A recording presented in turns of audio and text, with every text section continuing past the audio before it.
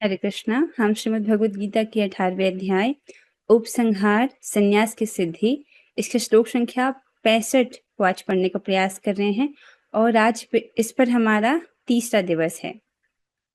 ठीक है, पहले हम श्लोक की कुछ आवृत्ति करेंगे। भगवान समस्त गीता शास्त्र के सार को इस श्लोक में प्रस्तुत कर रहे हैं। उन्होंने 4 आज्ञाओं को दिया है। तो पहले हम श्लोक की कुछ आवृत्ति करेंगे। मन मना भव मद भक्तो मन्मना भव मद्भक्तो याजी मां नमस्कुरु मध्याजी मां नमस्कुरु मे वैश्यसि सत्यं ते मामे वैश्यसि सत्यं ते प्रतिजाने प्रियोऽसि मे। प्रतिजाने प्रियोऽसि मे। मन्मना भव मद्भक्तो मन्मना भव मद्भक्तो मद्याजी मां नमस्कुरु मध्याजी मा नमस्कुरु मामे वैश्यसि सत्यं ते मामे वैश्यसि सत्यं ते प्रतिजाने प्रियोऽसि मे। प्रतिजाने प्रियोऽसि मे। भगवान इस श्लोक में अपनी 4 आज्ञाओं को कहते हैं जो कि ज्ञान का गुह्यतम अंश है। क्या है वो 4 आज्ञा? सदैव मेरा चिंतन करो, मेरे भक्त बनो, मेरी पूजा करो और मुझे नमस्कार करो। इस प्रकार तुम निश्चित रूप से मेरे पास आओगे। मैं तुम्हें वचन देता हूँ क्योंकि तुम मेरे परम प्रिय मित्र हो। तो इस प्रकार से भगवान ने वचन दिया है। तो पिछली कक्षा में हम परम पूज्य श्री विश्वनाथ चक्रवर्ती पाद ठाकुर महाराज की टीका को पढ़ रहे थे और उन्होंने हमें कुछ उदाहरण दिए। सदैव मेरा चिंतन करो, इस संबंध में उन्होंने गोपियों का उदाहरण दिया कि वो इसकी सर्वश्रेष्ठ उदाहरण है।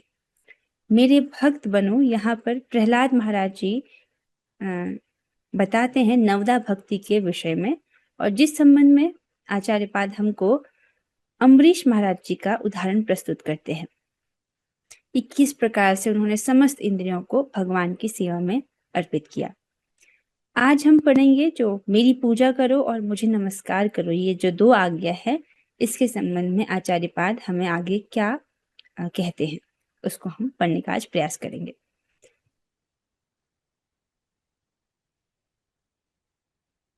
तो ये टीका चल रही है, बहुत सुंदर टीका है।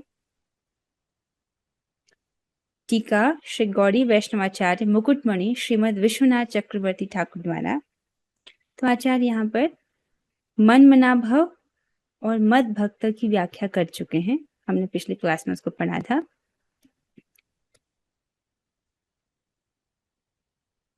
और उन्होंने बिल्व मंगल जी का भी हमको उदाहरण दिया था। बिल्व मंगल जी किस प्रकार से चिंतामणि में आसक्ति थी। चिंतामणि उनको एक शब्द बोलती कि जितनी आपकी मुझ में आसक्ति है, उसका थोड़ा सा भी अगर कृष्ण में आसक्ति होती तो आपको कृष्ण की प्राप्ति हो जाती। ये शब्द सुनना था कि उनके हृदय में वैराग्य जागृत हो जाता है और वो वृंदावन की ओर चल पड़ते हैं। फिर आपने सुना रास्ते में घटना घटती है जिसके कारण वो अपनी दोनों आंखों को फोड़ देते हैं और फिर वृंदावन में ठाकुर जी स्वयं उनको जो है वृंदावन लेकर आते हैं और उनके विषय में वर्णन आता है कि वो महान भक्त थे भगवान के। आगे चल के बहुत महान भक्त बनते हैं, यहाँ तक कि भगवान का विरह होता है। हर जगह भगवान की स्फूर्ति होती है, ऊपर नीचे दशों दिशाओं में उनको भगवान श्री कृष्ण दिखते हैं। तो ये हमने भी वर्णन सुना था। उससे आगे प्रहलाद महाराज और अम्बरीश महाराज जी के विषय में हमने सुना था। आज हमको यहाँ से पढ़ना है मद याजी, जो तीसरी आज्ञा है भगवान की। ठीक है, परम पूज्य श्री बिल्व मंगल ठाकुर जी का एक बहुत सुंदर ग्रंथ है कृष्ण कर्णामृत, अर्थात एक ऐसा ग्रंथ जो कृष्ण के कर्णों को अमृत से भर देता है। बहुत सुंदर ग्रंथ उन्होंने लिखे हैं, एक ग्रंथ उसमें से कृष्ण कर्णामृत है। तो मध्या जी अर्थात मध्या जी का तात्पर्य है मेरा अर्चन करो। ठीक है, मेरा अर्चन करो। अर्चन आप समझते हो ना, भगवान की जो अर्चा विग्रह की सेवा होती है। अर्चन करने वाले की निष्ठा कैसी होती है, इसके लिए मैं अपने अनुभव की एक बात बताता हूँ। तो श्रीपाद चक्रवर्ती ठाकुर जी यहाँ पर अपने अनुभव से एक बात हम लोगों के साथ साझा कर रहे हैं। वे कहते हैं ये जो घटना है इसी मथुरा की घटना है, तो ये घटना मथुरा में घटी है। यद्यपि अर्चन की निष्ठा भी साधारणतया संभव नहीं है, किंतु मद भक्तो भव की निष्ठा से थोड़ा निम्न स्तर का है। ठीक है, तो ये जैसे भगवान ने कहा, सबसे पहला क्या है, मन मना। ठीक है, सदैव मेरा चिंतन करो, फिर मद भक्तो, अब इसके बाद मदयाजी। तो जो मदयाजी है इसकी निष्ठा थोड़ा जो दूसरी आज्ञा है उससे थोड़ा सा कम है। मतलब सबसे मुश्किल पहली वाली आज्ञा है कि हमेशा मेरा चिंतन करो, उसके बाद मेरे भक्त बनो। ठीक है, और उससे थोड़ा सा आसान आज्ञा है मदयाजी, मेरा अर्चन करो, ये कह रहे हैं। इसकी जो निष्ठा है वो मद भक्तो भव, अच्छा जो दूसरी आज्ञा उससे थोड़ा निम्न स्तर का है। इसीलिए भगवान कहते हैं यदि बिल्व मंगल जैसा मेरा भक्त नहीं बन सकते हो तो मेरा अर्चन करो। तो वहां पर उदाहरण दिया गया है, सर्वश्रेष्ठ उदाहरण यहाँ पर बिल्व मंगल ठाकुर जी का दिया गया है। अगर ऐसे भक्त तुम नहीं बन सकते हो तो मेरी अर्चना करो। इस घटना इस प्रकार से आचार्य पाद मथुरा की एक घटना को बता रहे हैं। मथुरा में एक बाबा रहते थे जो शालिग्राम शिला का निष्ठापूर्वक अर्चन करते थे। ठीक है, तो शालिग्राम भगवान होते हैं वो पहले से प्राण प्रतिष्ठित होते हैं, उनकी प्राण प्रतिष्ठा करने की आवश्यकता नहीं होती है। तो शालिग्राम भगवान की पूजा कर रहे थे।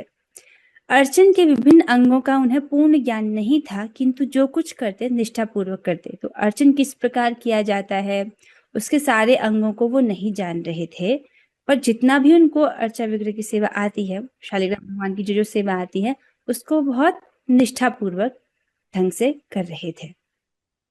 उन्होंने प्रतिज्ञा की थी कि प्रातः ब्रह्म मुहूर्त में यमुना स्नान कर यमुना जल से ही मैं शालिग्राम का अर्चन करूंगा। तो शालिग्राम भगवान की सेवा बहुत आसान है, उनको स्नान कराना जल से, और पवित्र जल से उनको स्नान कराना, और उनको तुलसी मंजरी जो है कोमल कोमल तुलसी मंजरी अर्पित करना, तो इससे वो प्रसन्न हो जाते हैं, जल से और तुलसी दल से उसी से संतुष्ट हो जाते हैं।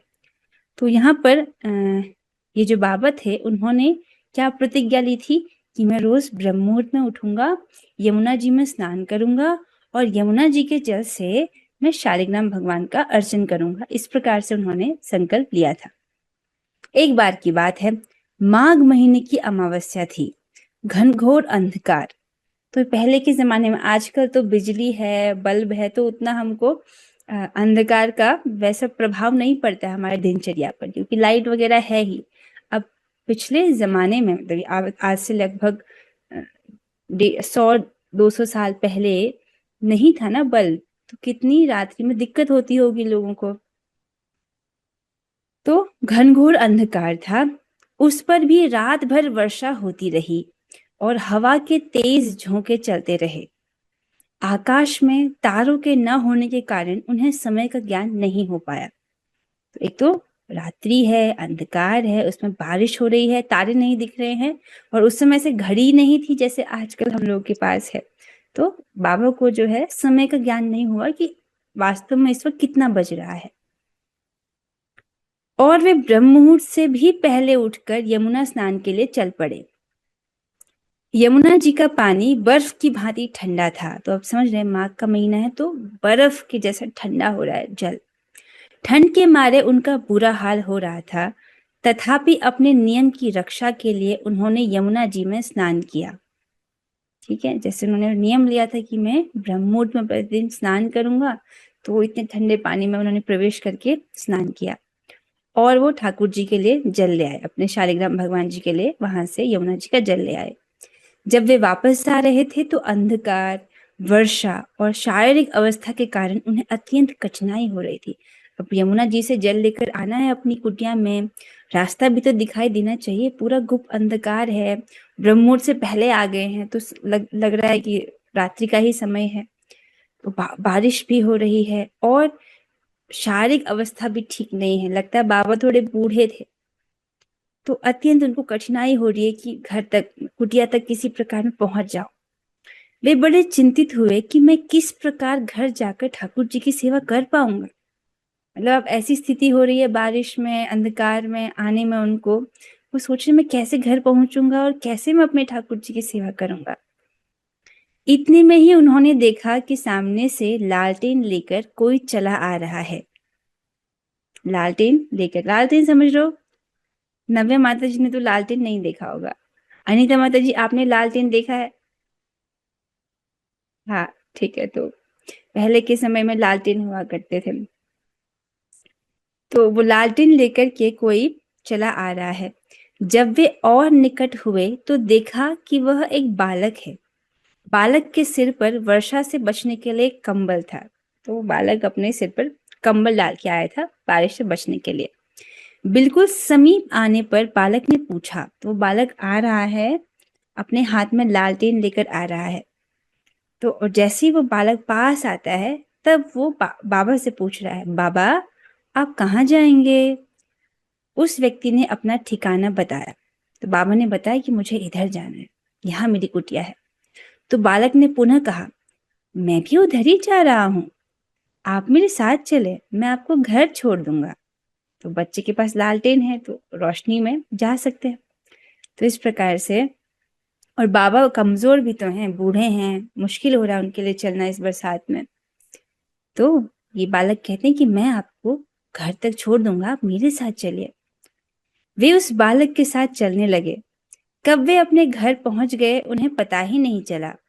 जब वे घर की ओर मुड़ने लगे तो उन्होंने सोचा कि बालक का नाम तो पूछ लूं। तो वो घर पहुंच गए। अब सोचने की, अब मैं पहुंच गया हूं, अब इस बालक से कम इसका नाम तो पूछ लूं कि ये कौन है। किंतु ये क्या, दूर दूर तक उस बालक का पता ही नहीं था। वे वहीं जड़वत खड़े हो गए और सोचने लगे। अब देख रहे हैं कि इसका नाम पूछता हूँ, पीछे मुड़े और पीछे मुड़े तो देखा तो वहां कोई है ही नहीं। दूर दूर तक उस बालक का नामो निशान ही नहीं है। तो अब वो सोचने लगे, वहीं पर खड़े हैं और सोच रहे हैं कि हाय, मेरे वचन की रक्षा के लिए स्वयं छलिया इस रूप में आया और मुझे छलकर चला गया। तो भगवान स्वयं जो है उनके वचन की रक्षा हेतु बालक का वेश धर के आए। उनका क्या वचन था इस प्रकार से कि मैं प्रतिदिन अपने ठाकुर जी की जल से सेवा करूं, यमुना जल से। तो यहाँ पर एक उदाहरण आपके सामने आचार्य ने रखा है मथुरा के बाबा का, जिनका अर्चन के प्रति अद्भुत निष्ठा थी। यद्यपि उनको सारे नियम नहीं पता थे, पर जो उन्होंने नियम लिया था उसको बहुत अच्छे से कर रहे थे। यहाँ तक कि भगवान स्वयं आकर के उनके नियम की रक्षा करते हैं। आशा कि आपको स्पष्ट हुआ होगा। और हाँ, इन पे ऐसे अश्रद्धा नहीं करनी चाहिए। ऐसी अनेक लीलाएं हैं, भगवान अपने भक्तों के साथ लीला तो करते ही हैं। आगे चलेंगे, चौथी आज्ञा पर चलेंगे। ये है माम नमस्कुरु, अर्थात मुझे प्रणाम करो। तो इसको आचार्य पास समझा रहे हैं कि यमराज जी यमदूतों को उपदेश दे रहे हैं। ठीक है, ये अजामिल के प्रसंग से में घटना है। श्रीमद् भागवतम के 6वें स्कंद के 3 अध्याय का 29वां श्लोक यहाँ पर आचार्य पाठ रख रहे हैं, जिसमें यमराज जी अपने दूतों को शिक्षा दे रहे हैं। उनको क्या कहते हैं कि मैं जिस व्यक्ति का वर्णन तुमसे कर रहा हूं, ऐसे ही व्यक्तियों को तुम नरक में लेकर आना। तो इस प्रकार से अपने दूतों को यमराज जी शिक्षा दे रहे। क्या कहते हैं यमराज जी? जिह्वा न वक्ति भगवत गुण नाम ध्येयम, चेतश्च न स्मरति चरणारविंदम, कृष्णाय नो नमति यच्छ्र एकदापि, ताना न यध्वम असतो कृत विष्णु कृत्यान। यहाँ पर यमराज जी बताते हैं, हे दूतगण, जिसकी जिह्वा कृष्ण नाम का कीर्तन नहीं करती है, जिसका चित्त श्री कृष्ण के पाद पद्म अर्थात उनके चरण कमलों का स्मरण नहीं करता है, जिसका मस्तक एक बार भी श्री कृष्ण को नमन नहीं करता है, ऐसे असत लोगों को ही मेरे पास लाओ, क्योंकि वे कुछ भी भक्ति का कार्य नहीं करते हैं। समझ रहे? तो कौन लोग नरक जाते हैं? जिसने एक बार भी कृष्ण का नाम नहीं बोला, या जिसने एक बार भी कृष्ण का स्मरण नहीं किया, या जिसका मस्तक एक बार भी कृष्ण को जिसने प्रणाम नहीं किया हो। यमराज जी की आज्ञा कि ऐसे जो असत लोग हैं उनको तुम मेरे पास लाओ, अर्थात उनको इस यमपुरी में लेकर आओ। ठीक है, असत समझ रहे? सत अर्थात भगवान, और भगवान के संबंध में जो भी सेवा है, भगवान को भी सत कहते हैं, भगवान के भक्तों को भी सत कहते हैं। जो कार्य भगवान की प्रसन्नता हेतु किए जाता है उसको भी सत कहा जाता है। और जिस इच्छा से, जिस उद्देश्य को लेकर के भगवान को प्रसन्न करने वाले कार्य किए जाते हैं उसको भी सत कहते हैं। असत क्या हुआ? इसका उल्टा, जो भी भगवान के संबंध में नहीं है वो सब असत है। तो ऐसे असत लोगों को तुम मेरे पास ले आओ। क्यों? जिसने इतना भी नहीं किया है, जिसने एक बार भी कृष्ण को प्रणाम नहीं किया है, इसका मतलब वो कुछ भी भक्ति कार्य नहीं करते ऐसे, इसीलिए तुम ऐसे असत लोगों को मेरे पास ले आओ। तब यहाँ पर हमको समझ आ रहा है कि भगवान को प्रणाम करने का कितना बड़ा महत्व है। जो व्यक्ति को, जो जो भगवान को प्रणाम करेगा वो कभी भी यमराज के दर्शन नहीं करेगा, वो यमपुरी नहीं जा सकता है, वो नरक नहीं जाएगा।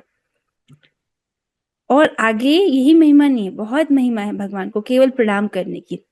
आगे आचार्य बताते हैं, दशाश्वमेध ही पुनरेति जन्म कृष्ण प्रणामी न पुनर्भवाय। अर्थात 10 अश्वमेध यज्ञ करने वाले को जन्म ग्रहण करना पड़ता है, किंतु जो कृष्ण को प्रणाम करते हैं वे पुनः जन्म नहीं ग्रहण करते। ये बहुत सुंदर श्लोक है जो प्रणाम की महिमा को वर्णित कर रहा है। इसमें भगवान को प्रणाम करने की कुछ महिमा प्रकाशित हुई है।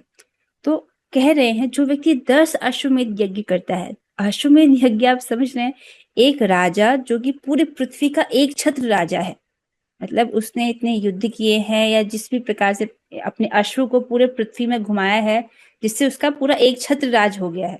ठीक है, जब पूरा एक छत्र राज हो जाता है तब वो एक अश्वमेध यज्ञ कर सकता है। आप समझ रहे हैं, कोई सम्राट ही कर सकता है अश्वमेध यज्ञ, हर किसी के बस की बात नहीं है अश्वमेध यज्ञ करना। तो इस प्रकार से किसी ने, मानो किसी सम्राट ने 10 अश्वमेध यज्ञ पूरे कर लिए हों, लेकिन तो भी उसको जन्म ग्रहण करना पड़ेगा, क्योंकि आप समझते हैं अश्वमेध यज्ञ क्या है, एक प्रकार से कर्म कांड है जिसके लिए पुण्य तो मिलेगा, लेकिन पुण्य क्या होते हैं, क्षीण हो जाते हैं ना।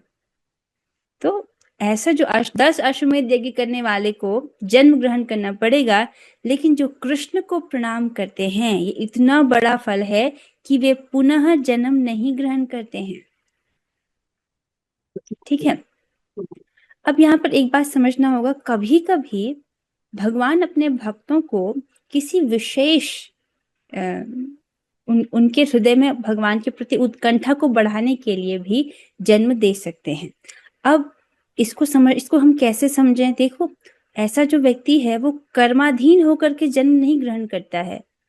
आप समझ लो, अपने कर्मों के कारण वो जन्म नहीं ग्रहण करेगा, लेकिन योग के प्रभाव से, भक्ति के महात्म्य के प्रभाव से उसका जन्म होगा, कर्मों के कारण नहीं। जैसे आपने देखा जड़ भरत महाराज जी का, तो जड़ भरत महाराज तो क्या कहते हैं, उनका तो जन्म हुआ था ना, पहले भरत महाराज थे, उसके बाद हिरण की जन्म लेते हैं, फिर वो क्या कहते हैं जड़ भरत के रूप में आते हैं, उनका जन्म हुआ ना। तो उनके केस में बताया गया है कि वो एक विशेष रस्म भगवान के साथ आदान प्रदान चाहते थे, एक विशेष प्रकार की रति को चाहते थे, विशेष प्रकार के प्रेम को चाहते थे। उसको बढ़ाने के लिए, उसको उनकी उत्कंठा को बढ़ाने के लिए भगवान ने इस प्रकार किया, ठीक, इस प्रकार की व्यवस्था की उनके लिए। जैसे आप समझ रहे हैं, प्रेम भी बहुत प्रकार का है। जैसे अभी हम हमारे जो स्तर पे हम पढ़ते हैं भक्ति के 9 सोपान, उसमें से जो 9वां स्तर है वो प्रेम का स्तर है, लेकिन इससे भी आगे है। ये प्रेम जब और घनीभूत होता है, जैसे आप जानते हो श्रद्धा, साधु संग, भजन क्रिया, अनर्थ निवृत्ति, उसके बाद निष्ठा, रुचि, आसक्ति, फिर भाव, फिर प्रेम। तो ये भाव है, ये और गाढ़ा होकर के प्रेम बनता है। प्रेम जब और गाढ़ा होता है तो स्नेह बनता है, स्नेह और गाढ़ा होता है, ये बनता है मान, फिर और गाढ़ा होकर के प्रणय, फिर और गाढ़ा होकर के राग, उससे गाढ़ा होता है अनुराग, फिर उससे भी गाढ़ा है भाव, उससे भी गाढ़ा है महाभाव। तो ये सब क्या है, प्रेम की घनीभूत अवस्थाएं हैं। तो जब भक्त जो है विशेष प्रकार की रति चाहता है भगवान के लिए, तो भगवान उसके लिए विशेष प्रकार की व्यवस्था करते हैं। एक भक्त पूछ रहे हैं, माताएं शालिग्राम की सेवा कर सकती हैं? मैंने यही प्रश्न अपने शिक्षा गुरु जी से पूछा था, उन्होंने कहा है कर सकते हैं, लेकिन आप पवित्रता का ध्यान रखिएगा। ठीक है, तो जो मासिक धर्म है उस समय पर शालिग्राम भगवान का स्पर्श नहीं करना है, उस वक्त आप किसी और को सेवा दें। ठीक है, लेकिन कर सकते हैं। सकृत प्रणामी कृष्णस्य मातुस्तन्मय पिबेन नहीं, अर्थात जो कृष्ण को प्रणाम करते हैं उन्हें पुनः माता का स्तनपान नहीं करना पड़ता है। तो यहाँ पर नाम की अद्भुत महिमा का, भगवान को प्रणाम करने की अद्भुत महिमा का वर्णन है। श्री जीव गोस्वामी भक्ति संदर्भ में नमः शब्द की व्याख्या में लिखते हैं, नमः शब्द की व्याख्या में लिखते हैं वंदनम नमस्कारम, अर्थात श्री अक्रूर जी ने नमस्कार के द्वारा श्री कृष्ण की भक्ति प्राप्त की है। जो नवदा भक्ति में एक भक्ति का अंग वंदनम भी तो है, ठीक है। तो वंदनम का अर्थ होता है भगवान को प्रणाम करना, और इसका एक अर्थ ये भी होता है कि भगवान की स्तुतियां करना।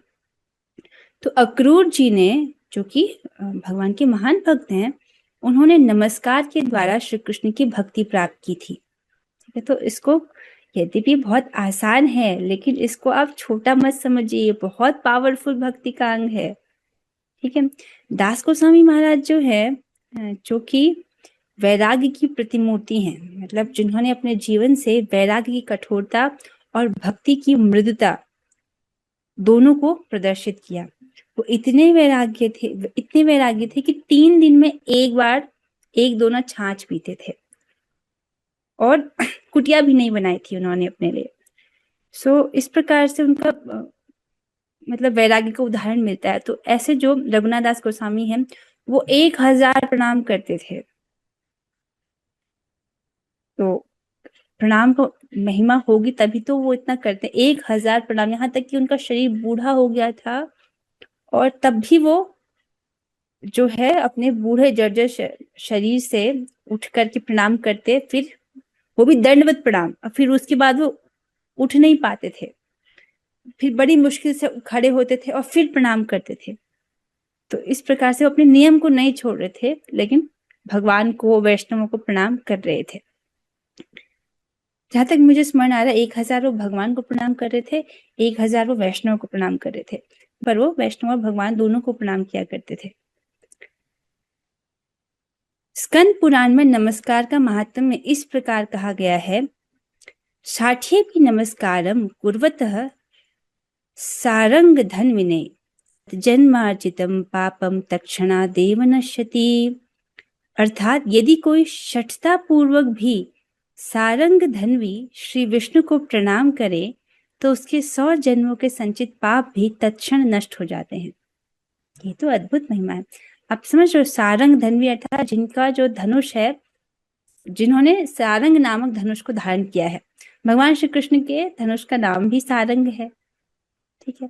और यहाँ पर बोल रहे हैं अगर कोई शठता पूर्वक भी, शठता पूर्वक समझ रहे हो, जब हम भगवान को प्रणाम करते तो हमारा क्या भाव होता है, भगवान हम आपकी शरण में हैं, कृपया आप हमारी रक्षा कीजिए, इस प्रकार से शरणागत का भाव होता है।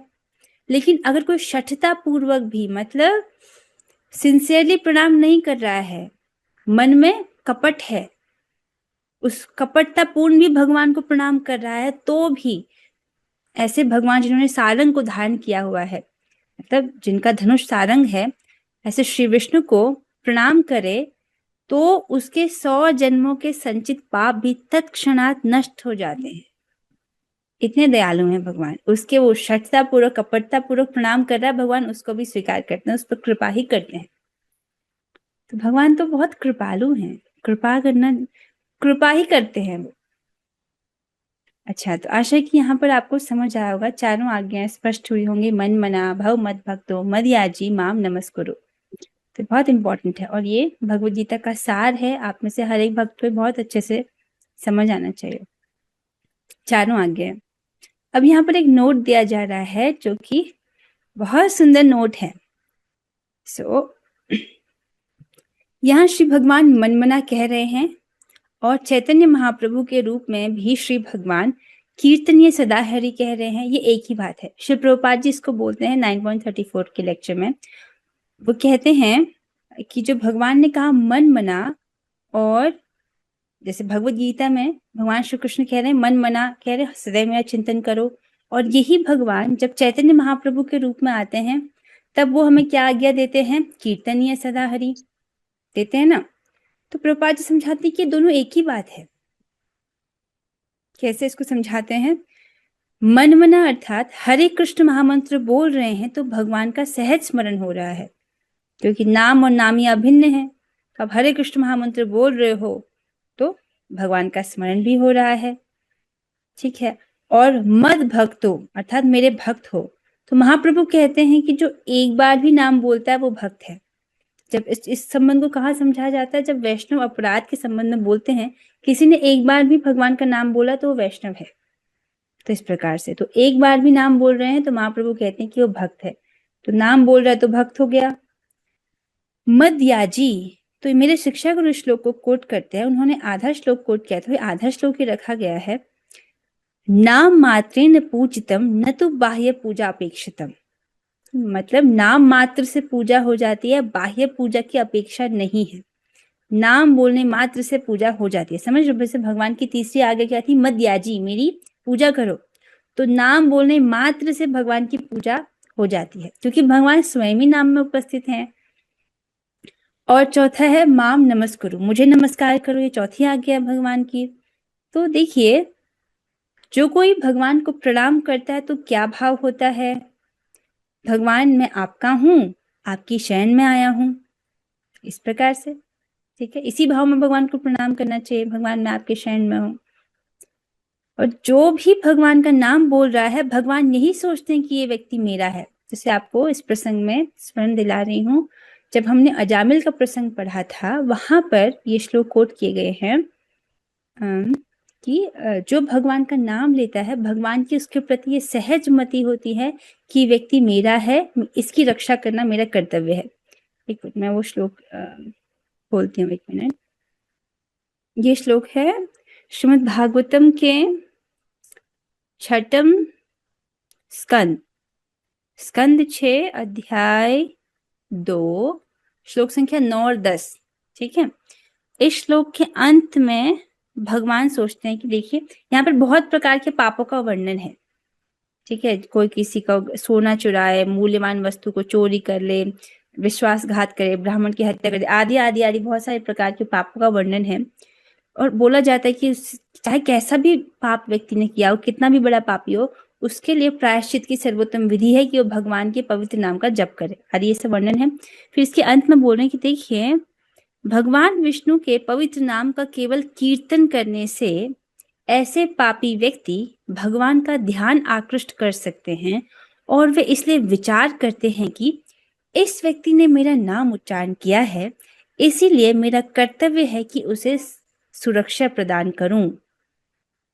आप समझ रहे हैं? तो यहाँ पर आ गया, जैसे भगवान को प्रणाम कर रहे हैं तो क्या भाव है कि भगवान मैं आपकी शरण में हूँ, कृपा करके मेरी रक्षा करें।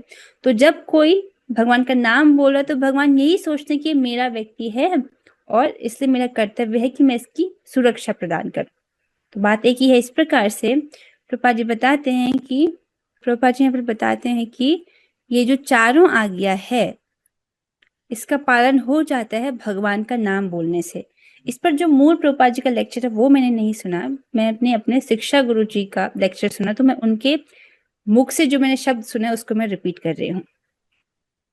तो यहाँ पर ये स्पष्ट हो रहा है कि मन मना भव मद भक्तो मदया जी माम नमस्कुरु, ये जो 4 आज्ञा है इसका पालन हो जाता है केवल भगवान का नाम बोलने से। क्या आपको ये समझ आ रहा है?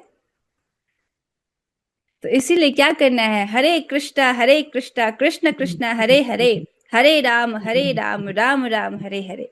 इसलिए प्रभुपाद जी समझाते हैं कि ये कहना और कीर्तन, ये सदा हरि कहना एक ही बात है। इसलिए भगवान का नाम जप करना चाहिए, भगवान के नाम, पवित्र नामों का कीर्तन करना चाहिए। इसके साथ हम आज वाली कक्षा को यहाँ पर विश्राम देते हैं। किसी भक्त का कुछ प्रश्न हो आज की कक्षा के संबंध में, इन 4 आज्ञाओं में से किसी में कुछ कंफ्यूजन हो तो अभी क्लियर किया जा सकता है। ठीक है, कोई प्रश्न नहीं है, हमारे पास रिकॉर्डिंग स्टॉप कर लेते हैं। निताय गौर प्रेमानंदे, हरि हरि बोल।